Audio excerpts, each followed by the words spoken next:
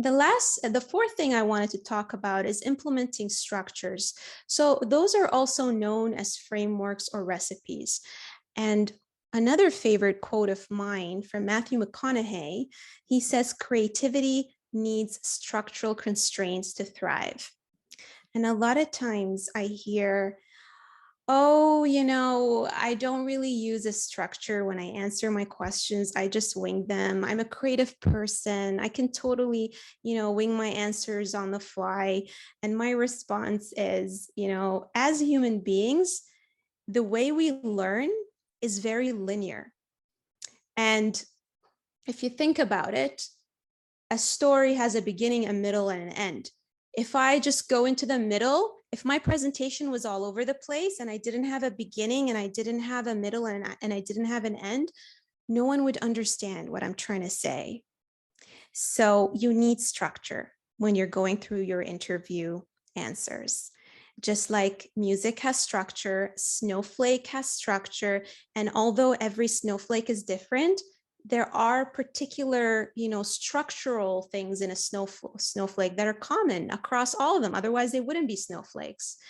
And if your answer is all over the place and there's no structure to it, you're not going to be able to get through. Your answer is not going to be clear.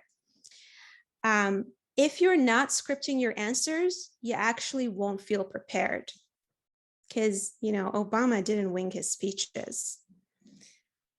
This is an example of how I help my clients structure their answers. And another thing that I wanted to highlight, and this is the fifth point, is implementing storytelling during interviews. What did I just do during my presentation? I said a story. I gave you guys 2 stories to help you connect and make the content more interesting. Rather than talking about my certifications and going through my resume and my bio, that would be so boring. No one would listen to that. The thing about implementing storytelling, and actually Heath said a story at the beginning about how, he worked on his game and he had to go homeless and live on a truck and do all of that. We actually used that for his interview. We crafted it together for his interview, and it was one of the best openers. That's one of the reasons he got the job. Because the thing is, when it comes to decision making, humans use emotions. And if we don't have emotion in our interview answers or in our public speech, we're not going to connect with the audience. So that's one of the biggest secrets that I wanted to share with you today.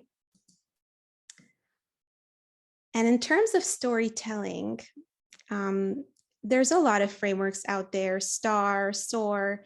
One of my favorite ones is a spin-off of the hero journey. I call it the hero journey formula. And that's how I help my clients learn how to write their interview stories. So when it comes to, a hero journey, there's usually a call to adventure. You're the guide helping your heroes, your team, go through tests and enemies and dragons and obstacles. Maybe the dragon is a stakeholder, trying to change your sprint. And then you overcome that obstacle by doing a few things and going through a transformation. And then there's an impact that you create, a reward. So that's my little trick. The last thing I wanted to say is it's very important to train your public speaking muscle. Practice makes perfect, but of course, it's also practicing the right things, because if you practice the wrong things, you will continue implementing bad habits. And if you think about it, actors practice their lines. So one tip that I give my clients is to really, really nail their script. Because once you nail it, you're not going to be in your head and trying to remember all the words. I get them to record themselves. I get them to practice in front of a mirror. I get them to come to my group sessions and practice in front of others and get feedback. And I help them see their blind spots in terms of, okay, you were going too fast. Let's work on the pacing. Let's make the story more juicy. And, you definitely want to not just practice your content, but you want to practice your delivery. So those are the 6 tips.